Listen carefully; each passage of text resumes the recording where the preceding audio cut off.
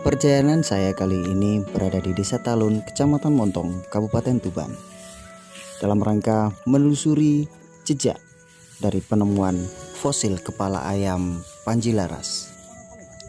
Perjalanan saya ditemani oleh beberapa narasumber, diantaranya adalah Bapak Solikin. Bapak Solikin merupakan seorang yang menemukan di mana keberadaan fosil kepala ayam Panji-Laras. Ditemani pula Bapak Harto sebagai perangkat Desa Talun, Kecamatan Montong. Halo teman-teman, kali ini saya sedang penelusuran atau sedang napak tilas di petilasan Panji-Laras. Petilasan Panji-Laras itu berada di Makam Ringin Pitu, Desa Talun, Kecamatan Montong, Kabupaten Tuban.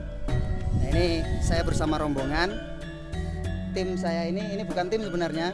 Ini beberapa narasumber yang memang ikut hadir untuk mendukung video ini, bahwa kisah Panji-Laras di Desa Talun ini benar adanya.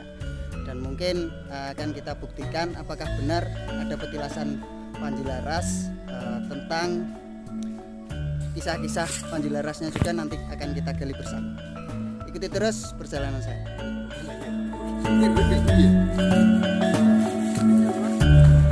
Panji-Laras yang sebelumnya dipercaya hanya sebuah dongeng atau folklore, di mana Panji-Laras adalah seorang pangeran yang dilahirkan di dalam hutan.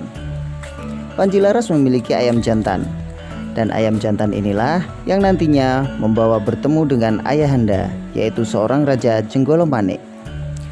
Di sebelah tenggara makam Ringin Pitu ada sebuah gundukan tanah. Gundukan berdimensi 4x4 meter ini dipercaya merupakan makam dari Pangeran Panji-Laras.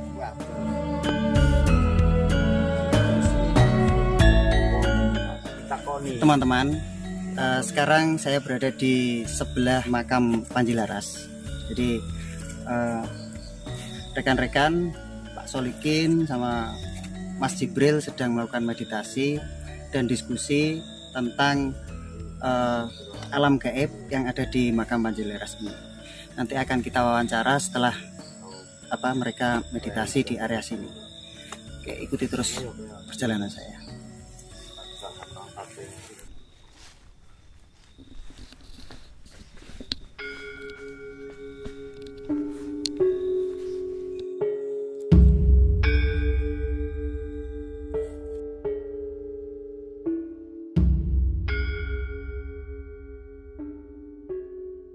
Assalamualaikum, Mas Solikin, bisa mengganggu sebentar? Iya. Apa benar ini makam Panji-Laras? Insya Allah benar ini ceritanya yang mulai zaman nenek-nenek dulu di sekitar Ringin Pitu ini, yang di pojokan timur selatan. Jadi ya insya Allah ini yang jelas Tenggara. Berarti di sebelah tenggara makam Ringin Pitu. iya.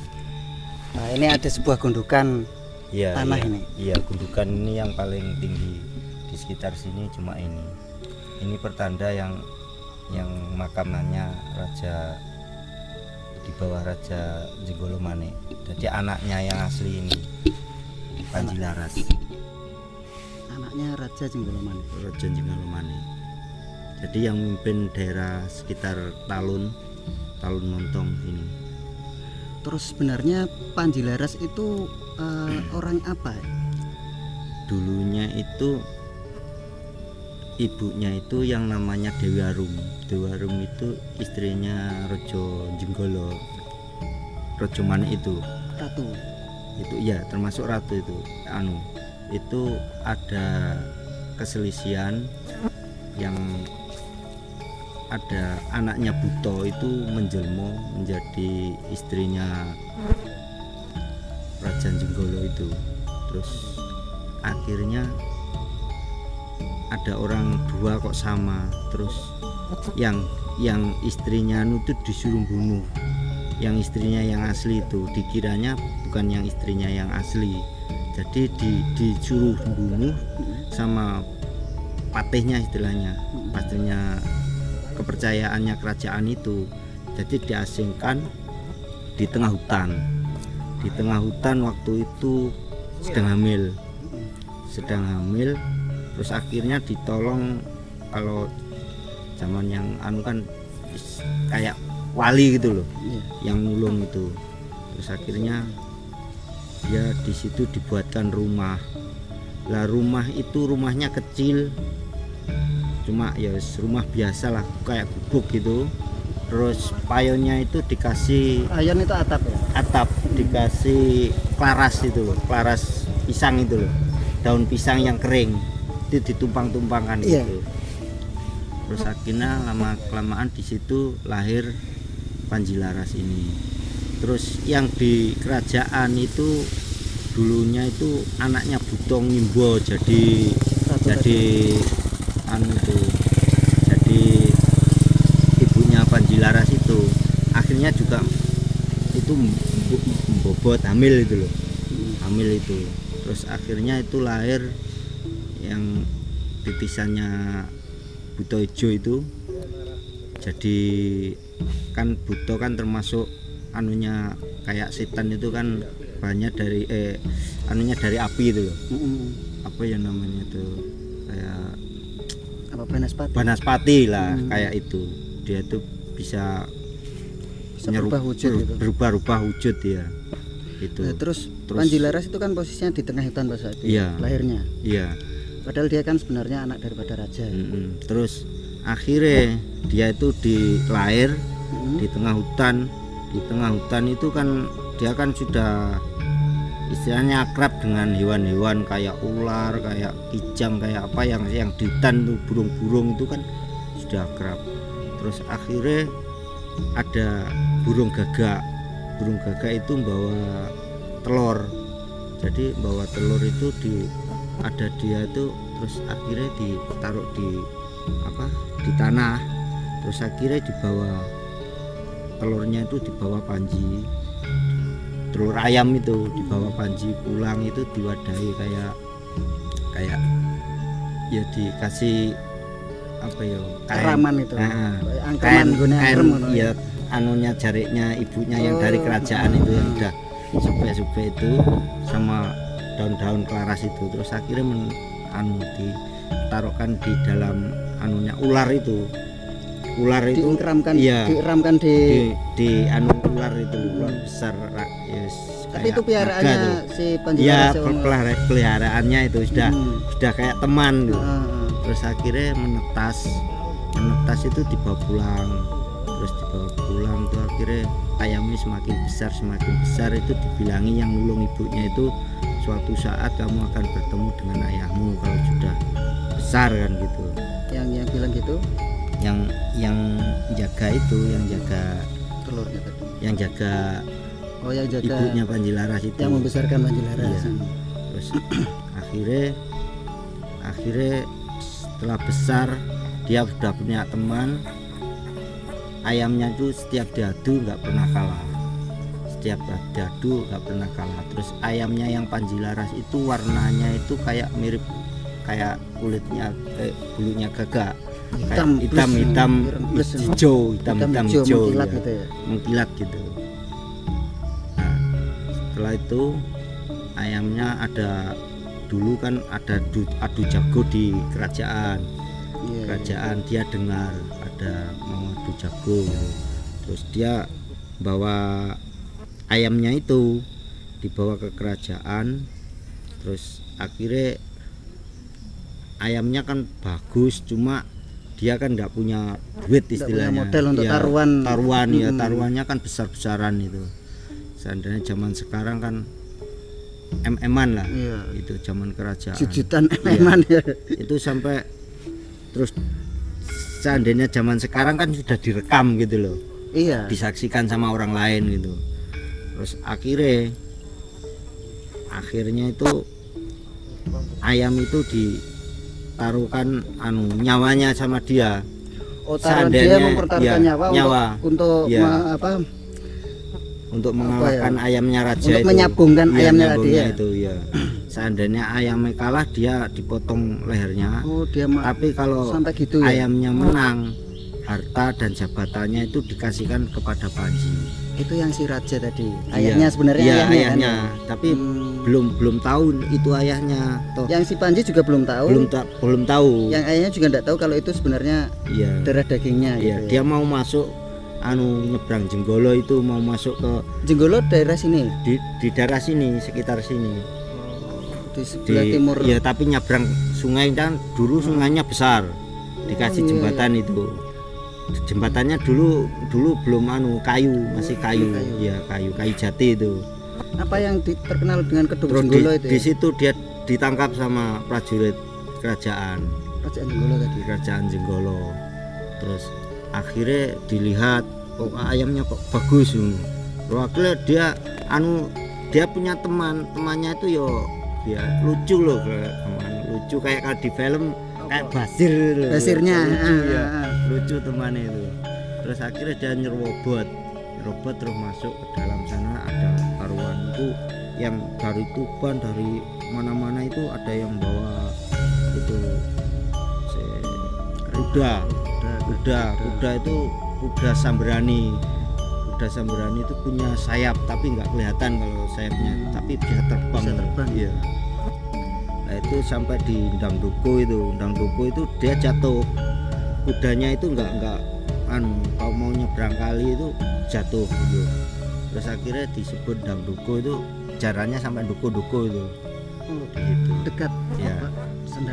Dekat itu pertarungan itu.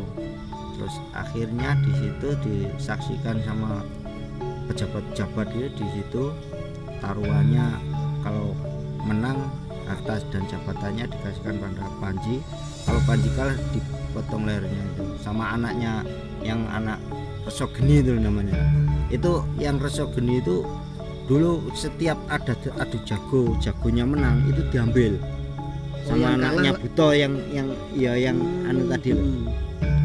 Itu Resogeni itu kalau itu diambil, diminta lah.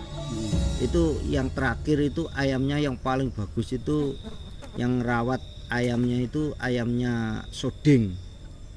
Soding itu yang dekat sana, dekat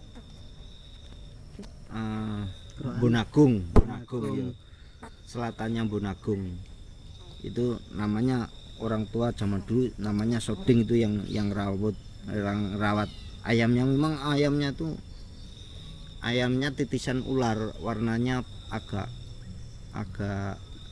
merah-merah kayak api gitu loh. Tapi akhirnya kalah bulunya dengan ayamnya Panji Laras. Iya. Kayak sapi merah itu loh. Oh, kayak sapi Brahma gitu. Iya, itu yang anaknya yang palsu itu. Terus akhirnya tarung di situ, terus kalah. Jadi kalau kalah kan sudah jabatannya sama hartanya kan dikasihkan pada Panji. Terus akhirnya ayamnya kalah nggak terima, terus akhirnya adu kesekten sama Panji yang di situ. Dia dulu jelmo itu di istilahnya kayak di asma'i gitu loh. Adu kesekten itu sama Panji itu warna yang wujudnya yang asli itu kelihatan. Jadi kayak ular gitu. Kayak ular itu. Nah, terus yang Sendang Duko sama tempat namanya arena bertarungnya pertarungan itu ya. Dekat dengan area sini. Sekitar kurang lebih 5 kiloan. 3 kilo. Pak Solikin bisa enggak menunjukkan kepada? Ya bisa, tapi kalau yang buka itu aku kurang berani. Nek aku sudah biasa buka yang meditasi gitu. Iya, cuma saya khawatirkan itu yang lusup teman-temanku nanti. Itu saya khawatirkan, soalnya yang jaga itu singa-singa itu. Iya. Teman-teman, saya akan meminta tolong Pak Solikin untuk menunjukkan apa tadi Sendang Duko sama itu tempat arena. Airnya yang dibuat popokan itu adu kan ya. Adu kan kalau zaman sekarang kan berapa menit itu istilah satu air lah. Itu di apa itu ada sumurnya gitu. Iya, dibuat nyuci kepalanya, Yang buat sendang minumnya dukunya itu. itu. Iya, itu sampai sekarang Masih. warnanya agak agak kuning kayak teh gitu. Tapi sekarang udah dibuat ladang orang, terus yang asli itu tertimbun tanah, cuma alirannya itu masih di pinggir sungai itu masih ya, masih keluarnya warnanya agak kuning-kuning gitu. Gimana kalau kita ke sana sekarang? Ya enggak apa-apa. Enggak apa-apa ya. Saya Hanya bantu, untuk apa? ya, Kita ya lihat. saya cerita ini hanya sekilas-kilas, masalahnya gimana yo. Ya disingkat-singkat gitu ya. Iya. Inti-intinya gitu ya. Intinya itu ya ceritanya zaman dulu-dulunya itu. Monggo kalau gitu kita ke sana. Iya, kalau buktinya kan saya sudah punya di rumah. Oke. Bukti aslinya Bukti ya? ayamnya itu. Ya kapan-kapan kita ke rumahnya Pak Solikin untuk apa? Iya. Melihat bukti ada apa ayamnya Panjileras itu ya. Apa Iya. sisa-sisa fosilnya. Fosilnya iya. Oke teman-teman, kita akan ke Sendang Doko, di mana tempat untuk apa banyone istilahnya kalau pertarungan ayam sabung ayam, sama arenanya sabung ayamnya di daerah Keroan di sana. Oke, ikuti terus perjalanan saya.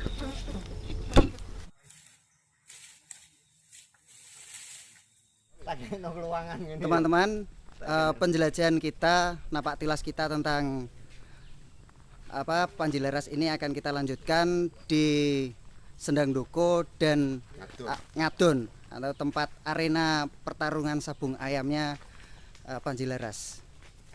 Jadi ikuti terus, simak sampai habis videonya. Lewat mana Pak Solikin untuk ke Sendang Doko? Lewat. Jadi hostnya harus turun dari sepeda. Saya mengikuti narasumber. Narasumber ini sebenarnya nggak bisa disetting ini. Jadi beliau Pak Solikin ini mau ngomong apa, mau bicara apa ya? Ya langsung disampaikan.